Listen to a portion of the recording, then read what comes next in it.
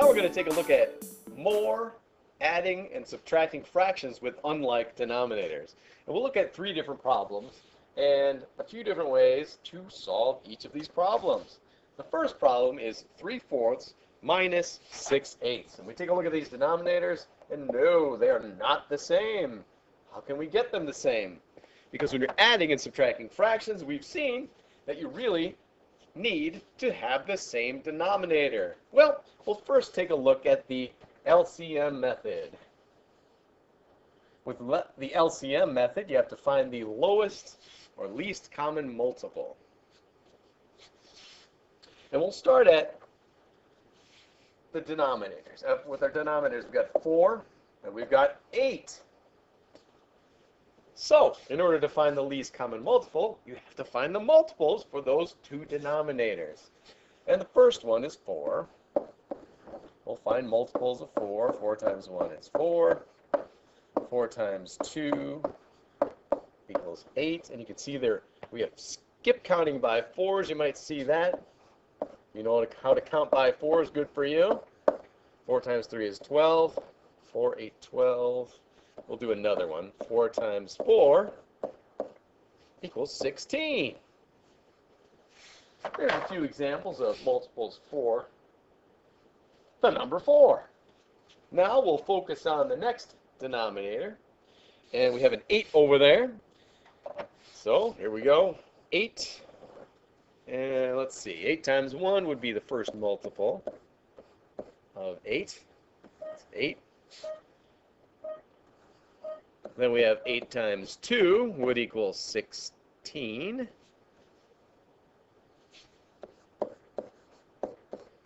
There it is. And well, you might be saying to yourself, Mr. Meredith, you can stop now. Well, why would that be? Well, the reason is you have 8 here as a multiple of 8, and you also have 8 as a multiple of 4. So already you have found the lowest common denominator. So your LCM is going to equal 8. And once you've found that lowest common multiple, you've got yourself a new denominator for both of the fractions. And you might be saying to yourself, well, it's not really new for one of those. And yeah, that's true. Because over here we have 6/8. And 6/8 is already a fraction with 8 as its denominator. Yep. So we just simply think about, okay, what times 8 equals 8? Well, 8 times 1 equals 8. What you do to the denominator, you must do to the numerator. 6 times 1 is 6. If you're multiplying by the same number on the top and the bottom, you're going to get an equivalent fraction, but one that might be more easy to work with. Because anytime you're multiplying by the same number on the top and the bottom, you're really multiplying by 1 whole. Anyhow, back to what we need to do here. We've got up in the top fraction, we have 3/4, and 4 is the denominator that we started with. We need to end up with 8. So I know that 4 times 2 equals 8. You're probably thinking that. Good for you. So what you do to the bottom, the denominator, you have to do to the top, the numerator. So 3 times 2 is 6. We've got 6/8. And our operation was subtraction. So now you're simply going to subtract 6/8 minus 6/8. So, when you're dealing with fractions with the same denominator, it makes it much easier to work with. You can keep that denominator the same and simply subtract 6 minus 6, and that would be 0. So you are left with 0/8, and of course that would also be equal to 0. Now, what's another way to do this? Well, let's take a look at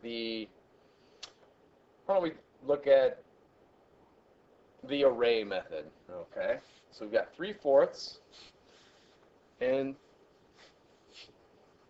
as our first fraction, and we're subtracting 6/8 from it. Now we want to show this as an array. Again, you look to the denominators to set up your array. We have a denominator of 4 and a denominator of 8. Now, using this method, you might have to reduce your fraction at the end. We'll talk about that in a little while. So now we've got 3/4 minus 6/8, and we want to do the array method. Now, setting up the array, I look at the denominators, and I have a denominator of 4, so I'll do a row of 4, and a row of 8. I'm sorry, no, a row of 4 and 8 of those rows of 4. So in each column, you'd have 1, 2, 3, 4, 5, 6, 7, 8. And then you just fill it in,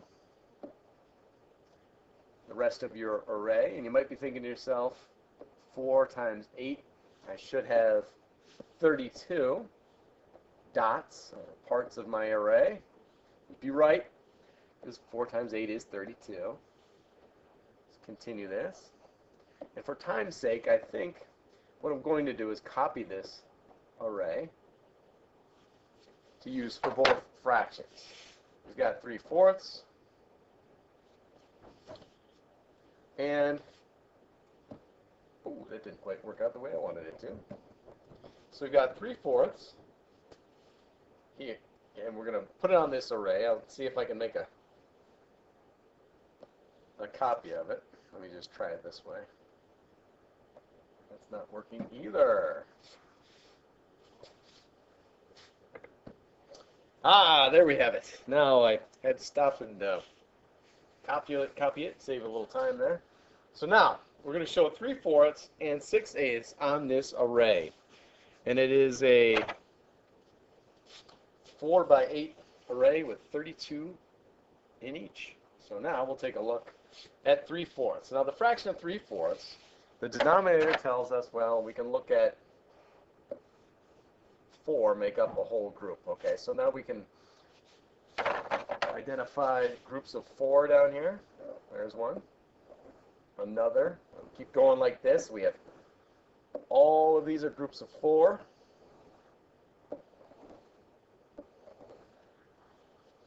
And our numerator tells us that we need to really look at 3 out of 4 of those. So I'm going to X 3 out of 4 of those for each. If I'm going too fast for you, please feel free to pause this and follow along and just resume the video whenever you're ready.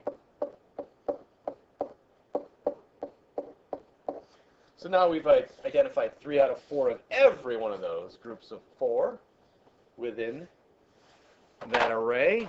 And remembering that our array had 4 times 8, or 32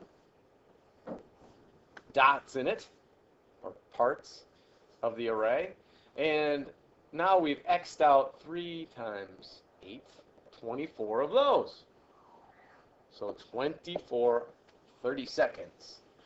And now we have to subtract 6/8. Well, now we're looking at the 8 in our denominator. And that tells us that we need to look at groups of 8. And if you look up and down, I mean, you could make groups of 8 in different ways, but it's nice and organized here. There's a group of 8. A group of 8. Another. And there's the last group of 8. And for those, this is where the numerator comes into play, the 6. And the 6 tells us that we need to identify 6 of every 8. 1, 2, 3, 4, 5, 6. And you kind of repeat this for each group of 8 that you have, because it's 6 out of 8 is your fraction. 6/8. And you'll see that you've got 6 times 4 be 24 that you've X'd out. And again, we have the same array that we're working with, so our denominator is the same. You need that for adding and subtracting fractions. And your numerator, again, is 24 because you x'd out 24 of those. And clearly you can see that it equals 0. 24 take away 24, or 24 minus 24 is 0. Your denominator is still 32. So you're left with 0 30-seconds, or just plain old 0. So that's one way to look at it. And the next way, you could really take these fractions and kind of prove that your answer is correct with a picture. You can do that. Let's try that. We've got 3/4 minus 6/8. And we'll try that candy bar style method. 3/4 minus 6/8. There are multiple ways to, no pun intended for the word multiple, there are multiple ways to solve these problems. Here's just a few. I did LCM, then I did the array method, and now I'm going to look at the candy bar picture method. I've got candy bar. Could be a cake you're sharing with someone, a pizza. Now we've got two of them.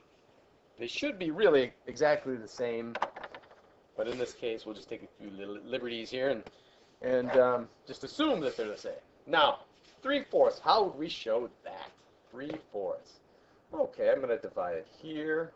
That would be halves. Now we've got fourths. The denominator is telling us to originally break it up into 4 equal parts.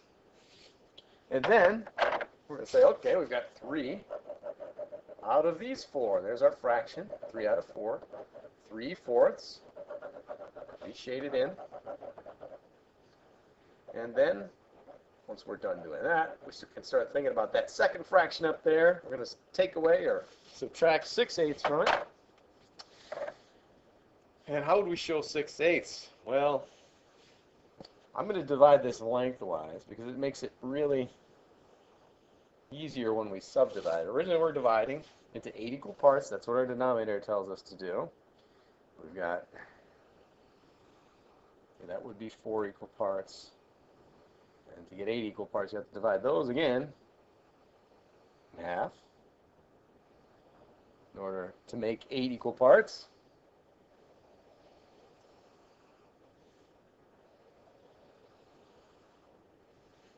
Okay, so now, again, we're showing 6/8. So, we'll just shade in 1, 2, 3, 4, 5, 6. Again, this is rough shading because really in math, it's not about your artistic ability. It's trying to just represent what you need to so it's more understandable. Okay, so now we've got 8 equal parts, and 6 of those are shown for our fraction 6/8. Well, you can't really subtract these yet because they're not broken into equal parts.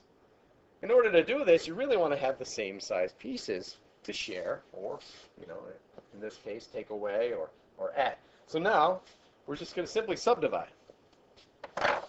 Now, originally, this one was broken up into 4ths on the left, the 3/4. So now we're going to divide that into 8ths across this way.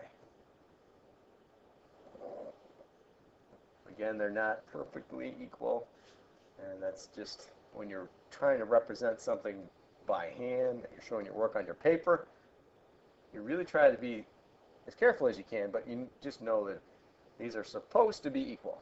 All right, so now we've done that, and now we've got 4 times 8, 32. You could count them up. There would be 32 parts that make up that piece of cake or pizza or whatever you like. Could be a big giant bologna sandwich. I don't know.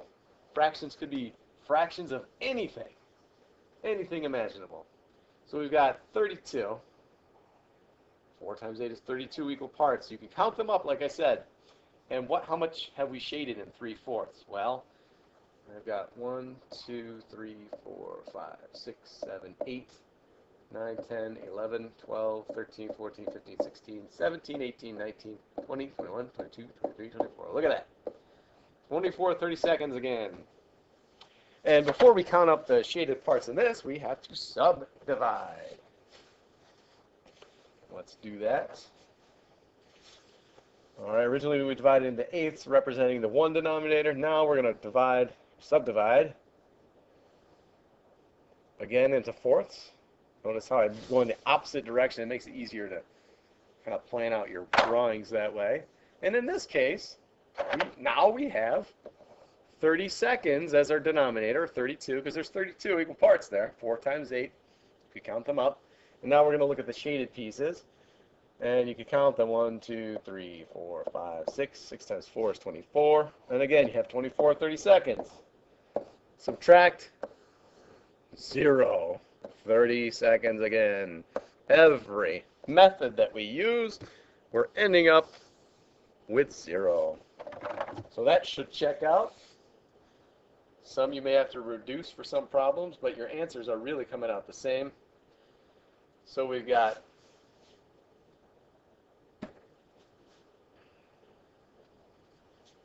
0/8 or 0 as your initial answer for the LCM method.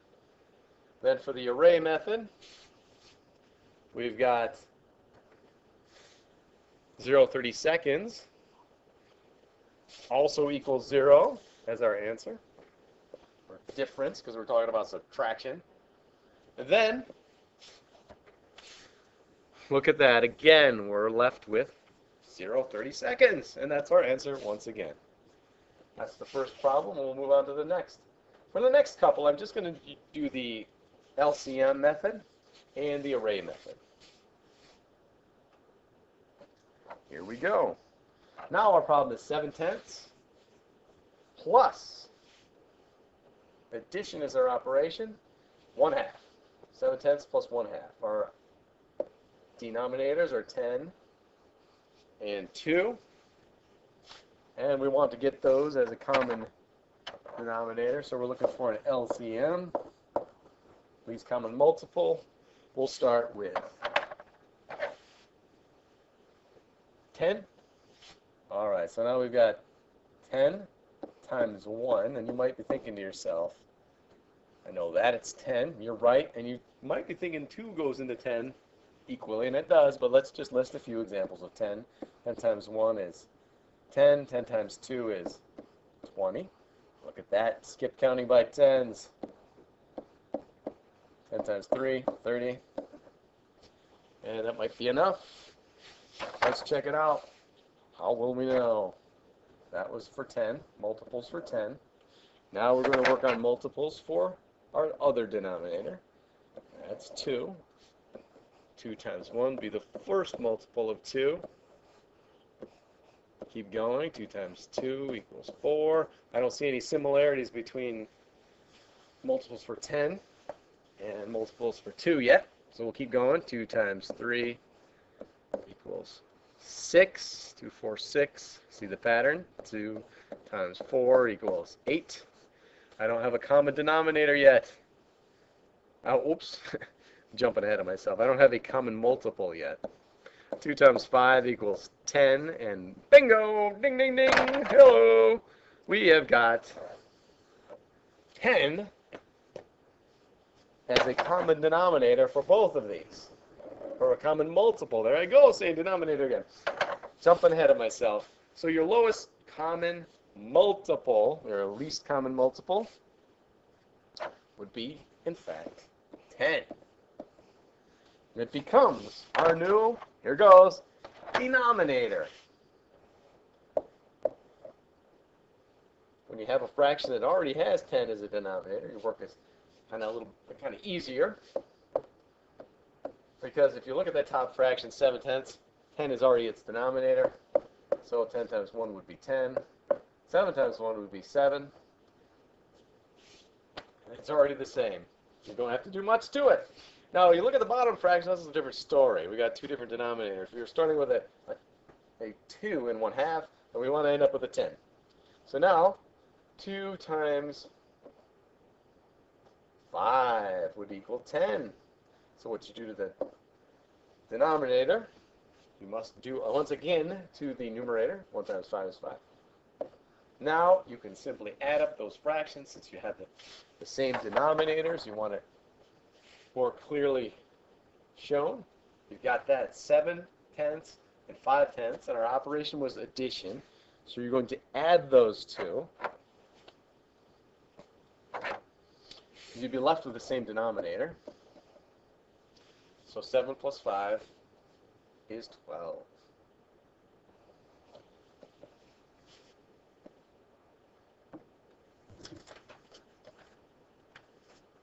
So you're left with 12 tenths. Improper fraction, you might be saying. Yes, it's true. So anytime you have a numerator that's larger than your denominator, it is quite improper, and you can't have it that way normally. So you must convert it. Well, we know that 10 tenths would equal 1. So let's try, okay, we've got 12. We're going to take away 10 out of it. And that will leave us with 2. So 10 fits into 12 one time. So we have 1 and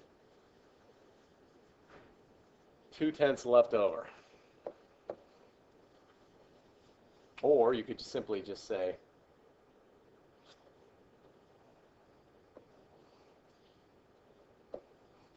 12 divided by 10, 10 goes into 12 one time. 1 times 10 is 10. Subtract, get 2, nothing left to bring down. So you have a remainder of 2, and that is over 10, 2 tenths. So 1 and 2 tenths would be your answer for that one. Now let's take a look at the array method.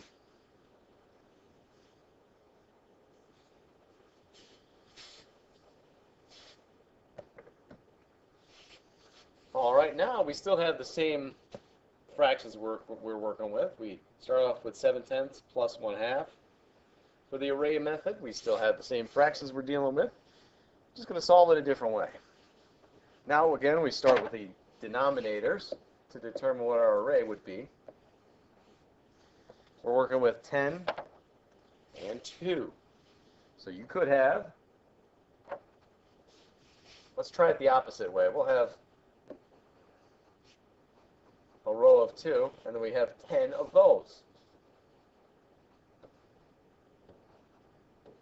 There's 3 rows of 2, 4, 5 rows of 2, 6 rows of 2, 7 rows of 2, 8, 9, 10. I'm going to double check, because sometimes we make mistakes. 2, 4, 6, 8, 10, 12, 14, 16, 18, 20. Yep, 2 by 10 array would have 20 in it. Now we're simply going to copy this.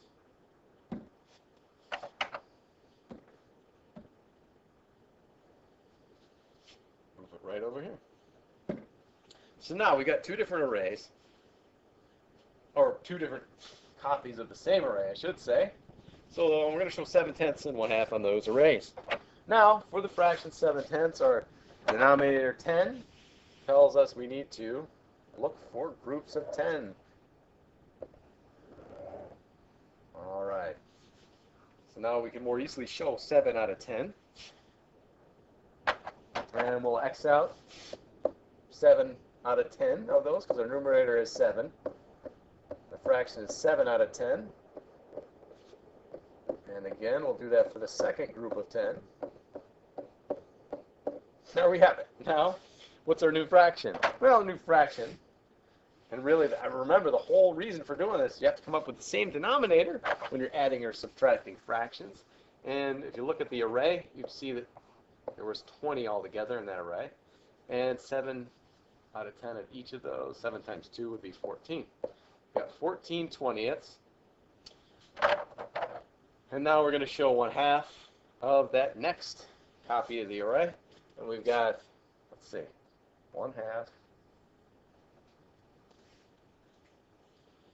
That would be, the denominator is telling us to look for groups of 2.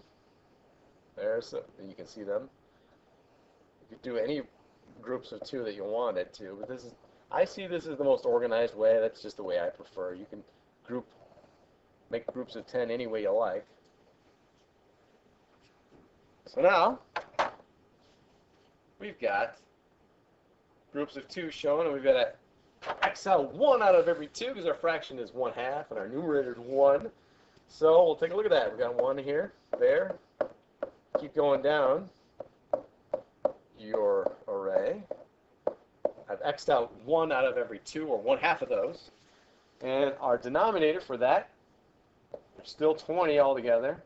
And I've X'd out exactly 10.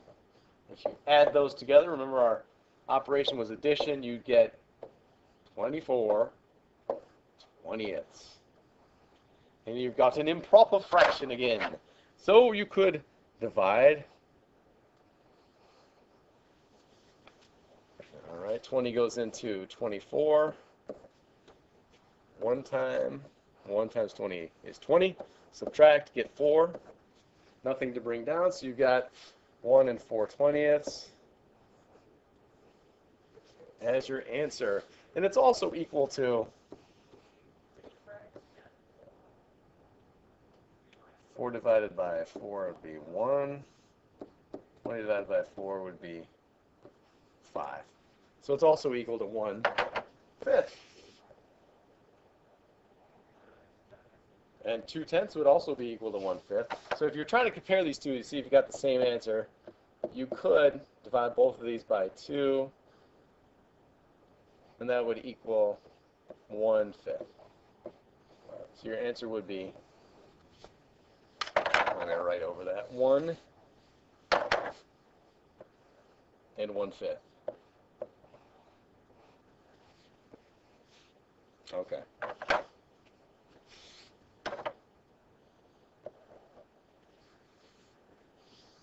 All right, and there you have it. We'll stop there for a bit.